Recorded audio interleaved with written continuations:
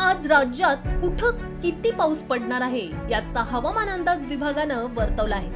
आजही राज्यात जोरदार पावसाचा इशारा देण्यात आलाय। राज्याच्या विविध भागात जोरदार पाऊस कोसळत आहे।